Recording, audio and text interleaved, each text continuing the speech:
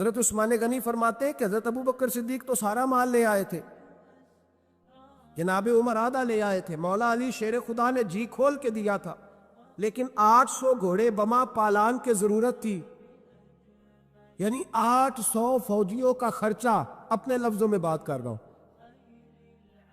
فوجی کا خرچہ کیا ہوتا تھا کہ فوجی کا گھوڑا بھی چاہیے، گھوڑے کے ساتھ کجاوا بھی چاہیے، تلوار بھی چاہیے، نیزہ بھی چاہیے، تیر بھی چاہیے، لوہے کی جیکٹ بھی چاہیے۔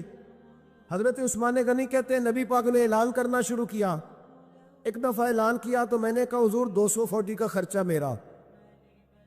نبی پاک نے دوسری دفعہ اعلان کیا تو کوئی اٹھا ہی نہیں، جنہوں نے دینا تھا وہ تو سارا کچھ پہلے دے چکے تھے، کوئی اٹھا نہیں۔ کہتے مجھے بڑا عجیب لگا کہ میرے مصطفیٰ اعلان کریں۔ حضرت عثمان غنی فرماتے ہیں، شاہ ولی اللہ صاحب نے ازالت الخفا میں لکھا ہے کہ یوں پکڑ کے کہتے ہیں میں نے اپنا گریبان پکڑ لیا، عثمان تیرے نبی کو اعلان کرنا پڑ رہا؟ کہتے 1000 فوجی کا خرچہ چاہیے تھا، 1000 کا۔ عثمان کہتے تیسری دفعہ حضور نے اعلان کیا تو کہا یا رسول اللہ 200 اور ڈال لے۔ سنو سخی کس کو کہتے ہیں؟ حضرت عثمان غنی رضی اللہ تعالیٰ عنہ فرماتے ہیں میرے پاس کل خرچہ میرے پاس 800 فوجیوں کا تھا، میں سارا کچھ بھی گھر سے لے آؤں تو 1000 میں پھر بھی پورا نہیں کر سکتا تھا۔ لیکن جب نبی پاک نے چوتھی دفعہ کہا نا کہ اٹھو بھائی ابھی خرچہ چاہیے، عثمان کہتے ہیں مجھے لگتا تھا میرے گریبان پھٹ جائے گا، یار میرے محبوب کو اعلان کرنا پڑ رہا ہے۔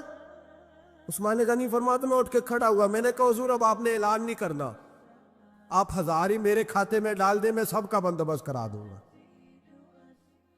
فرماتے میں نے 200 فوجی کا خرچہ پکڑ دکڑ کے پورا کیا۔ 200 کا خرچہ، غریب اصل میں اللہ سے تجارت نہیں کرتا اس لیے امیر نہیں ہوتا۔ غریب اللہ سے تجارت کرے نا، اللہ سے اس کے رستے میں 200 دے کے 70 گنا کی امید رکھے، یہاں بھی وہاں بھی، پھر امیر ہو جائے۔ یہ تجارت نہیں کرتا، یہ کہتا ہے اللہ کے رستے میں امیر خرچ کریں گے، میری نہیں ڈیوٹی۔ حضرت عثمان غنی کہتے ہیں میرے پاس 800 کا بندوبست تھا، میں نے 1000 کا دیا۔ حضور تشریف لے گئے، فرماتے ہیں جہاد سے جب واپسی ہوئی نا، ایک ایسا سودا تھا جس میں سے مجھے نفع کی امید ہی نہیں تھی، پر اللہ نے مجھے 11 گنا نفع عطا فرمایا۔ مالا والے سخی نہیں ہوں، سخیاں کل مال، دیکھیں نا جنت البقیع، وہ والا قبرستان جس میں کوئی دفن ہو جائے تو نبی پاک کی سفارش کا حقدار ہو گیا، وہ والا قبرستان جس کا نام ہی جنت ہے۔ وہاں نا ایک یہودی اپنے جانور باندھا کرتا تھا، تو سرکار ایک دن اس طرف گئے تو واپس آئے، حضرت عثمان غنی قریب کھڑے تھے، نبی کریم صلی اللہ تعالیٰ علیہ وسلم نے فرمایا عثمان اس جگہ کی طرف ذرا چکر لگانا، جگہ بڑی اچھی ہے۔ عثمان غنی گئے، جگہ خرید کے واپس آ گئے۔ حضور نے فرمایا ہوا ہے عرض کی حضور خرید آیا ہوں۔ فرمایا میں نے تو چکر لگانے کا کہا تھا۔ کہا یا رسول اللہ آپ نے یہ بھی تو فرمایا تھا جگہ بڑی اچھی ہے، تو جس کو آپ نے اچھا کہہ دیا یہودی کے پاس تو نہیں نہ رہنی چاہیے، تو میں نے خرید دی۔ شرم نہیں آتی لوگوں کو حضرت عثمان کے بارے میں بات کرتے، جس قبرستان میں سیدہ پاک بی بی صاحبہ حضرت فاطمہ الزہرا آرام کر رہی ہے، وہ زمین حضرت عثمان نے تحفہ دی ہے۔ حیا نہیں آتی بات کرتے، شرم نہیں آتی؟ یہ صدقہ سیدہ فاطمہ کا ہی ہے، انہیں کے لیے اللہ نے تحفہ دیا، اور اس کے پیسے حضرت عثمان غنی نے ادا کیے۔ پھر اس قبرستان میں سیدہ پاک نے آرام کیا، پھر اسی قبرستان میں عثمان ابن مظعون نے آرام کیا، پھر اسی قبرستان میں حضرت حلیمہ سعدیہ لیٹی ہوئی ہے، اسی قبرستان کے اندر نبی پاک کی زوجہ سیدہ عائشہ آرام کرتی، پھر اسی زمین پر میرے محبوب کے پیارے نواسے امام حسن آرام فرما۔ حضرت عثمان غنی رضی اللہ تعالیٰ عنہ کے بارے میں بات کرتے تیری زبان نہیں کانپتی؟ ان کو بات کرتا ہے جن کے تحفے اہل بیت نبوت نے قبول فرمائے اور وہاں آرام کرنا انہوں نے پسند کیا، اتنا بڑا جرت بند ہو گیا تو۔ حضرت سیدنا عثمان غنی رضی اللہ تعالیٰ عنہ سخاوت کی تو کمال کر دیا حضرت عثمان غنی، اور پھر ضرورت سے زیادہ پیسے دے کے۔ کوئی کنویں کی بات بڑی معروف ہے، میں نے بس اشارہ کرنا ہے، نبی پاک نے بھی اعلان کیا تو بڑا ہی اعلان کر دیا، فرمایا وہ میٹھے پانی کا کنواں ہے، قبضہ یہودی کا ہے، جو بندہ خرید کر وقف کرے گا نا اسے کیا ملے گا؟ تو حضور نے فرمایا میری جیب میں جنت کی ٹکٹ ہے، میں اسے جنت دے دینی۔ یہ ہے عرض جنت، یہ طیبہ کی زمین ہے، جنت بھی یہی، مال کے جنت بھی یہی ہے، جنت لے لے مجھ سے، لے لے۔ حضرت عثمان غنی گئے، اس کو کہا بھائی کنواں میرے ہاتھ بیچ دے۔ کنویں کی قیمت تھی 500-700 دینار۔ تو حضرت عثمان 500-600 دینار کل کنویں کی قیمت تھی۔ جناب عثمان غنی گئے، یہودی کو پتہ تھا کہ یہ خریدنا چاہتے ہیں، فرمایا یار یہ کنواں بیچ دو۔ کہنے لگا نہیں بیچنا۔ فرمایا قیمت منہ مانگی، کہنے لگا قیمت میری مرضی کی۔ کہا تمہاری مرضی کی، اپنی اپنی اوقات ہوتی ہے نا قیمت لگانے کی، تمہاری مرضی کی۔ کہنے لگا میری شرط ہے، میں ایک دن کے لیے کنواں دوں گا، ایک دن میں ایک دن آپ۔ فرمایا یہ بھی منظور ہے۔ کتنے پیسے؟ اس نے کہا میں 3000 دینار لوں گا، 500-600 کا ہے۔ حضرت عثمان غنی فرمانے لگے تو نے اپنی اوقات کے مطابق 3000 مانگا ہے، میں 40,000 لے کے آیا تھا، اپنی اوقات کے مطابق مانگا، 40,000 دینار میری جیب میں۔ یہودی کہنے لگا عثمان تو تاجر ہے، اور عام تاجر نہیں، عالمی سطح کا تاجر ہے، لوگ تیری تجارت کی مثالیں عرب میں دیتے ہیں، پر 500-600 کا کنوار 40,000۔ فرمانے لگے مسئلہ کنویں کا نہیں، مسئلہ مصطفیٰ کے فرمان کا ہے۔ وہ جو حضور کا فرمان پورا کرنا ہے نا، اس کے لیے 40,000 تھوڑے ہیں، میرے پاس تھے ہی اتنے جو لے کے آیا ہوں۔ حضرت عثمان نے پیسے چکائے، اس نے کہا ایک دن پانی ملے گا۔ فرمایا منظور ہے۔ وہ ایک دن بیچا کرتا تھا پانی۔ حضرت عثمان نے اعلان کر دیا جو میرا دل ہے نا فری پیو، اپنے بھی پیو، بیگانے کا اعلان کوئی نہیں کرنا، میرا کوئی پروگرام نہیں۔ آپ مطلب ہلکا ہلکا ایسے دیکھیں گے، سوچیں گے، غور کریں گے، او بھائی پیسہ بھی بانٹنے سے چلو بولو تو صحیح نا، اس پر بھی آپ حامی تو بھرے نا، سچی بات کر تو لینی چاہیے نا۔ چلے عمر آپ 2 سال کے بعد کر لینا، 6 سال کے بعد کر لینا، پر ہاں نہ تو صحیح کرے نا۔ پیسہ بھی ہمیشہ بانٹنے سے۔ ملا رومی رحمۃ اللہ علیہ فرماتے ہیں کنویں سے سادہ پانی نکل جائے تو تازہ آ جاتا ہے، اور اگر پانی کنویں کے اندر رہے سارا ختم نہ ہو تو باسی ہو جاتا ہے۔ اس لیے فرمایا کرتے تھے میں اس کنویں سے پانی پیتا ہوں جس پہ رش زیادہ ہوتا ہے، دیکھیے وہاں سے پانی ختم ہوتا ہے تو تازہ آتا رہتا ہے۔ فرماتے تو اللہ کے رستے میں سارا خرچ کر دے، اللہ تازے عطا کر دے گا اور پہلے سے زیادہ عطا کر دے۔ میرا آپ کا مسئلہ یہ ہے کہ تجارت بندوں کے ساتھ ہے، بندوں کے ساتھ جو تجارت ہے نا، بندے کنجوسی کر جاتے ہیں۔ بندے کا تو صحیح کام چل جائے تو پارٹنر کو فارغ کر دیتا ہے تو فارغ ہے، اور اگر کبھی کسی کی دکان میں کوئی کرایہ دار اچھا اس کی دکان چل جائے تو مالک کہتا ہے تو جا، اب دکان میں نے خود کھول لی ہے، وہ فارغ کر دیتا ہے۔ بندوں کا تو مزاج اور اللہ تبارک و تعالیٰ سے جب تجارت ہوتی ہے نا، میں نے ایسے لوگ دیکھے جن کے گھروں میں لاکھوں روپیہ ماہانہ آتا ہے، غربت نہیں جاتی۔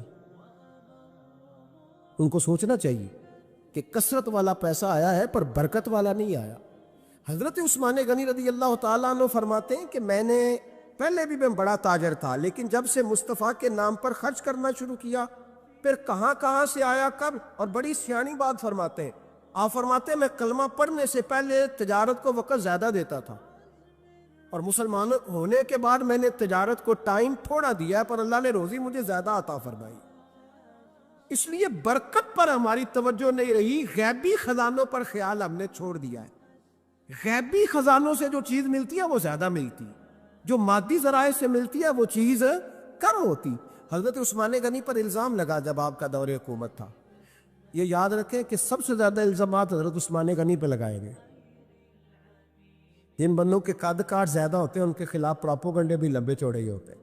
یہ بڑی بڑی بات یاد رکھنا۔ کہا گیا کہ حضرت عثمان لوگوں کو نوازتے بڑھائے، بڑا دیتے ہیں حضرت عثمان غنی۔ تو حضرت عثمان غنی فرمایا کرتے تھے حکمران تو میں آج بنا ہوں تو میں تو پہلے بھی بڑا دیتا تھا، وہ کس خزانے سے دیتا تھا؟ آپ جواب دیا کرتے۔ دیکھیں ذرا، لاکھوں لوگ حج کرنے آتے تھے، پر حضرت عثمان غنی حج کرنے جاتے تو اعلان کر دیتے کہ کوئی حاجی حج کے موقع پر آ کے کھانا نہ پکائے، سب کو کھانا عثمان غنی اپنی جیب سے دیا کریں گے۔ مینا میں لنگر خانہ ہوتا تھا حضرت عثمان غنی کا، مینا میں، فرماتے تھے کھاؤ حاجیوں جتنا کھا سکتے، اور پھر حضرت عثمان غنی کا اعلان تھا، خدام کو کہتے تھے میں آخر میں کھاؤں گا، پہلے میرے سارے آنے والے حاجیوں کو کھلایا جائے۔ ایک مجھ سے نا ایک دوست نے سوال پوچھا 4-5 دنوں کے، کچھ سوال ایسے ہوتے ہیں جو بندے کو نا چوراہے پہ لا کے کھڑا کر دیتے ہیں۔ زندگی میں نہ بھولنے والے سوالات ہوتے. ایک شخص نے سوال پوچھا، کہنے لگا اوکاڑ دینی اور مذہبی گھرانہ ہے، اوکاڑے سے تعلق ہے، میرے ساتھ محبت کا رشتہ ہے. کہنے لگے بیٹی کی شادی کر دی ہے راولپنڈی میں. آپ کی بھی بیٹی ہے، میری بھی بیٹی ہے. بیٹی کی شادی کر دی ہے راولپنڈی میں. اب بچی چند دن رہنے آئی ہے. پوچھنا یہ ہے کہ نماز پوری پڑے گی کہ قصر پڑے گی. تو میرا تو اس نے کام کر دیا، حد ہو گئی، رو رو کے برا حال. میں نے کہا یار تو بند کر دے فون، رات کو بتاؤں گا. کیا پوچھ لیا یار تو؟ بیٹی مسافر نہیں ہوتی، بیٹی تو مہرانی ہوتی ہے باپ کے گھر کی. وہ بیٹی مطلب کیسے بتاؤں کہ دل کرتا ہے کہ بیٹی وہ صرف ہنسے، وہ روئے کبھی نہ. یہ دعا ہوتی ہے. تو نے اتنا بڑا سوال کیوں کیا؟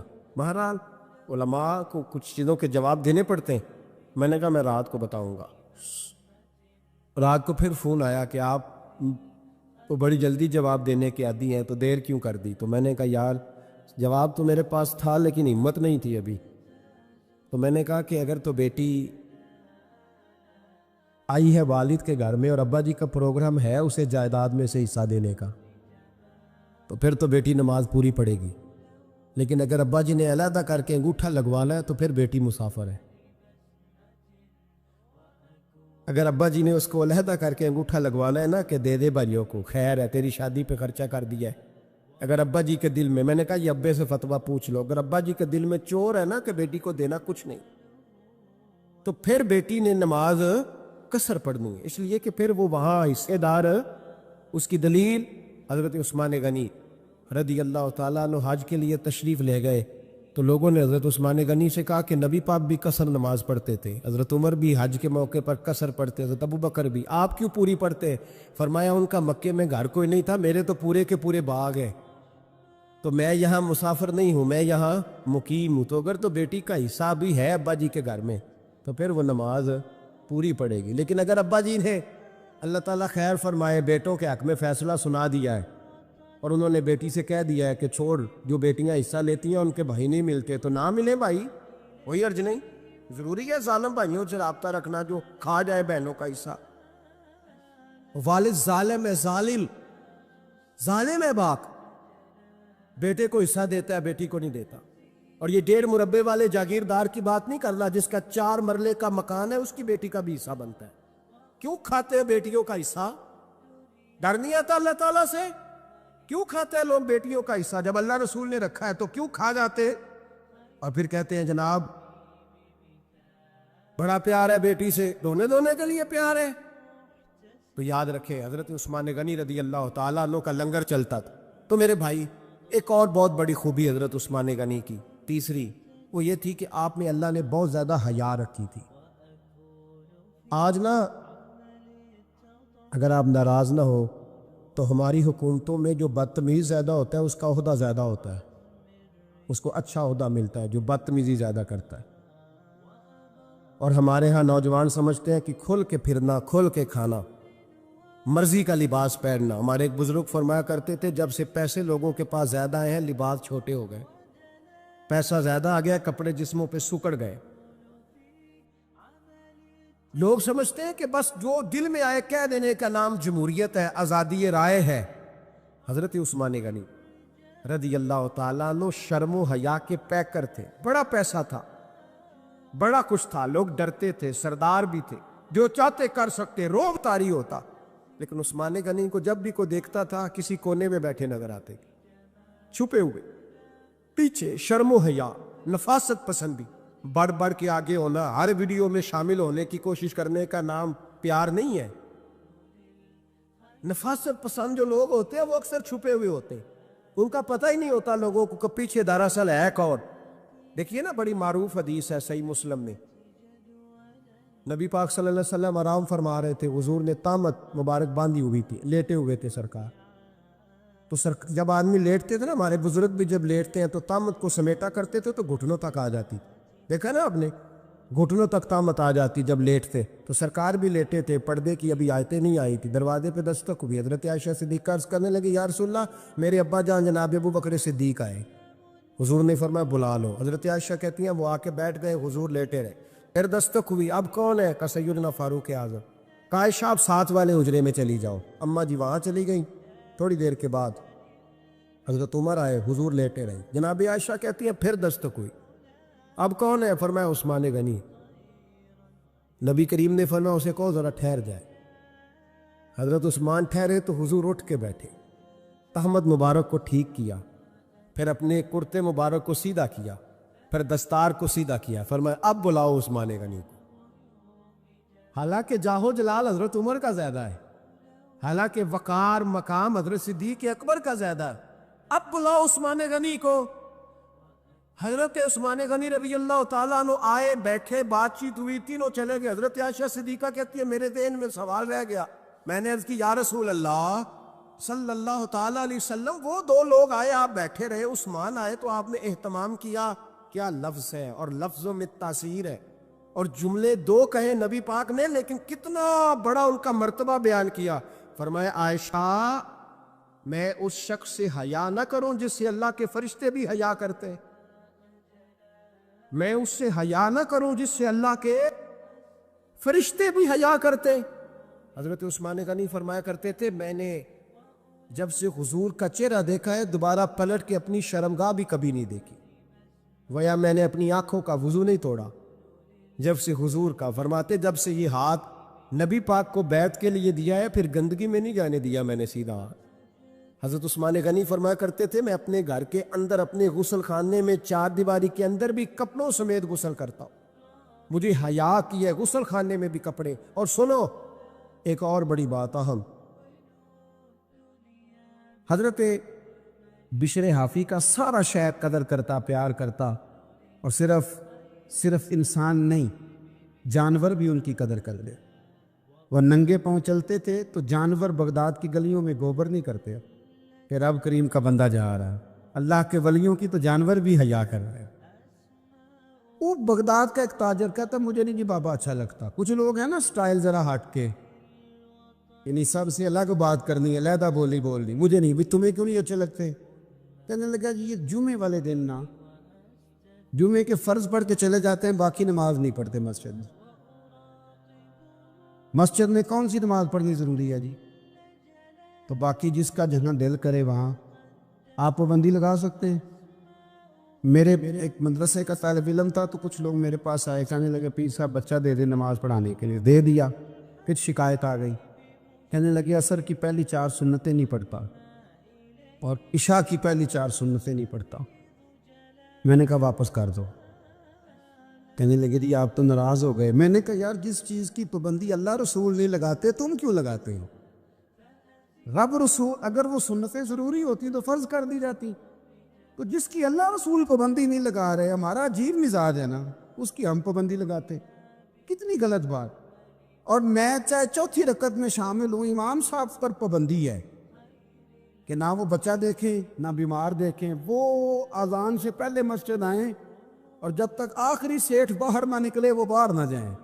ایسے تو نہ کرو یار, کم از کم خیال کریں تھوڑا سا. ہر شخص کی ضروریات ہے جس طرح میری اور آپ کی. وہ کہتے تھے یہ فجر پڑھ کے نا فرض جمعے والے دن چلے جاتے تھے, باقی نماز نہیں, مجھے اچھا نہیں لگتا. ایک دن ایک بندے نے سمجھایا اس تاجر کو کہ یار تو اس اتنی سی بات پر ایک بزرگ پر تنقید کرتا ہے. اور ہمارا مزاج ہے 99 خوبیاں ہوں گی, ایک خامی ہوگی پر ہم خامی کا ذکر کریں گے. حالانکہ انسان ہے, ایک خامی تو رہے گی, خامی کا ذکر کریں گے. ایک دن جب بڑا سمجھایا تو وہ تاجر کہتا ہے میرے دل میں خیال آیا پتہ تو کروں بابا جاتا کہاں ہے جمعے کے فرض پڑھ کے. کہتے ہیں حضرت کے ساتھ میں نے جان بوجھ کے ان کے ساتھ نماز پڑھی. جب وہ فارغ ہوئے تو وہ جلدی سے نکلے تو میں بھی تھوڑا چپ چپ کے پیچھے پیچھے ہوا. بغداد کی ایک دکان سے انہوں نے نان خریدے. میں نے پھر بدگمانی کی, میں نے کہا اوہو پیر صاحب کو بھوک نستا آیا تھا, اس لیے سنت بھی چھوڑ دی, نوافل بھی چھوڑ دی. پھر وہ آگے گئے تو انہوں نے کباب ہوٹل سے کباب لیے, تو میں نے کہا ان کی عمر دیکھو اور ذائقے دیکھو. پھر بدگمانی. کہتے ہیں پھر وہ جنگل کی طرف بڑھے تو میں نے کہا مولانا لوگوں سے مریدوں سے چھپ کے کھائیں گے. لیکن کہتے ہیں تھوڑا سا سفر طے ہوا تو ایک کچا مکان آیا, باہر سے کنڈی لگی ہوئی. حضرت بشر عافی نے خود دروازہ کھولا اور کہتے میں سوراخ سے دیکھ رہا تھا ایک فالج زدہ بوڑھے بیمار بابا جی لیٹے اور ان کے منہ سے رطوبتیں پانی کی نکل رہی. کہتے حضرت بشر عافی دوڑ کے آگے بڑھے، پہلے ان کو سیدھا لٹایا، پھر ایک پیالہ لیا، مٹکے سے پانی ڈالا اور پھر اپنا امامہ کھولا اور پانی میں بھگو کے تو بابا جی کا منہ صاف تھا، اور پھر پہلا لقمہ بابا جی کے منہ میں ڈال کے کھانے لگے. معاف کرنا ذرا مجھے جمعے والے دن دیر ہو جاتی ہے، ابھی تو میں نے سنتیں بھی پڑھنی ہیں، ابھی تو نوافل پر ادا کرنے ہیں، جمعہ تھا تو ذرا دیر ہو گئی، ورنہ روز وقت پہ آتا ہوں. وہ شخص کہتا ہے میرے وجود کے رونگٹے کھڑے ہو گئے، میں کیا سوچتا تھا اور بن کیا گیا. اور فرماتا پھر وہ بیمار بزرگ وہ بولے اور کہنے لگے بشر عافی میرے تو اپنے بھی مجھے چھوڑ گئے اور 14 سال ہو گئے ہیں تو میری 2 وقت کی روٹی لے کے آتا ہے. میں پتہ نہیں زندہ لاش کب تک بنا رہوں گا، تو کب تک آئے گا. خدا کے بندے تو ہیں ہزاروں اور بنوں میں پھرتے ہیں مارے مارے. میں اس کا بندہ بنوں گا جس کو خدا کے بندوں سے پیار ہوگا.